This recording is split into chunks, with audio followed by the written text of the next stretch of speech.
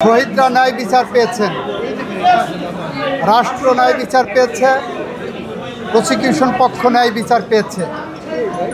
সেই ন্যায় বিচার প্রতিষ্ঠা করতে যে সেই ন্যায় বিচারের মানদণ্ড হলো এই মামলার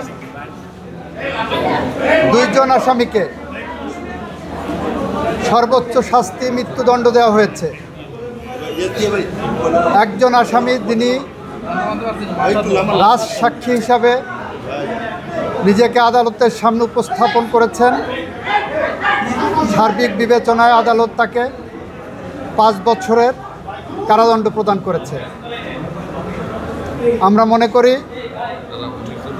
শহীদদের প্রতি, দেশের প্রতি, এদেশের মানুষের প্রতি, গণতন্ত্রের প্রতি, সংবিধানের প্রতি, আইনের শাসনের প্রতি এবং আগামী প্রজন্মের প্রতি দায়বদ্ধতা পরিশোধের স্বার্থে এ রায় একটি যুগান্তকারী রায়।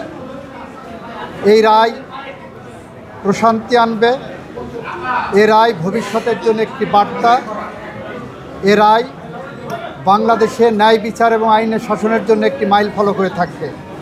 এটা আমাদের কথা। সবাইকে ধন্যবাদ। অভিযোগে কি সাজা হয়েছে যদি একটু বলতেন? যে অভিযোগগুলো সাজা হয়েছে আপনারা শুনেছেন, দীর্ঘ আলোচনা হয়েছে। ওনার 5টা অভিযোগকে 3টা কাউন্টে এনে ওনারা সাজা দিয়েছেন। শেখ হাসিনাকে একটা কাউন্টে সুপিরিয়র কমান্ড রেসপন্সিবিলিটিতে যাবজ্জীবন জেল আনটিল ন্যাচারাল ডেথ দিয়েছেন, আর ডাইরেক্টলি যেটা নির্দেশনা দিয়েছেন সেখানে তাকে ডেথ পেনাল্টি দিয়েছেন।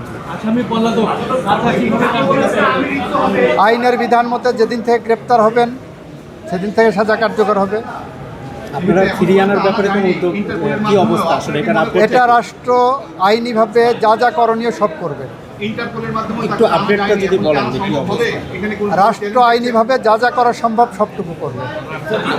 মাননীয় অ্যাটর্নি জেনারেল, এই মামলায় শহীদদের পরিবারকে, আহতদেরকে ক্ষতিপূরণ দেওয়ার জন্য একটা নির্দেশনা আদালত দিয়েছেন। আওয়ামী লীগ নিষিদ্ধের প্রশ্নে এই মামলা বলেছেন, এই আদালত বলেছেন এই মামলার মধ্যে আওয়ামী লীগ নিষিদ্ধের ইস্যু ছিল না বলে ওই বিষয়ে ওনারা কোনো কমেন্ট করেন। শেখ হাসিনা এবং আসাদুজ্জামান খান কামাল সাহেবের বাংলাদেশে তাদের সমস্ত সম্পত্তি ক্রোক করা হয়েছে, বাজেয়াপ্ত করা হয়েছে। আর কোনো প্রশ্ন?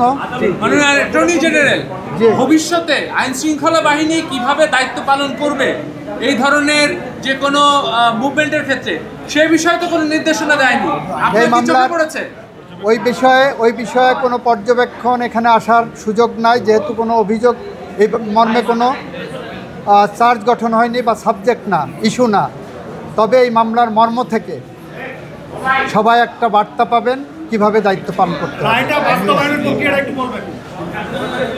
রায় বাস্তবায়ন আইনি পথেই হবে, আইনসঙ্গতভাবেই হবে। বেআইনি বা আইনসঙ্গত নয় এরকম কোনো পথ সরকার অবলম্বন করবে না।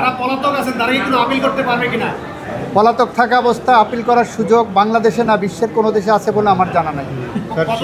শেখ হাসিনা তো ভারতের বসে গণমাধ্যমের কথা বলে যাচ্ছেন। এই রায়ের পর তিনি যেহেতু আইনের দৃষ্টিতে এখন একজন মৃত্যুদণ্ডপ্রাপ্ত আসামি, সেক্ষেত্রে বাংলাদেশ থেকে কোনো পদক্ষেপ নেওয়া হবে কিনা তার এই ধরনের ইন্টারভিউ প্রচারের বা বাংলাদেশ সরকার আইনসঙ্গতভাবে যত রকম পদক্ষেপ আছে সবগুলো নেবে বলে আমরা মনে করি। সেক্ষেত্রে রায়ের কপি পাঠাতে হবে কিনা? সরকারের হাতে রায়ের কপি যাওয়ার পর সরকার এই রায় কার্যকর করার জন্য কোথায় রায়ের কপি পাঠাবেন, কী পদক্ষেপ নেবেন, সরকার এটা আইনি পর্যালোচনা করে সেটা নেবে।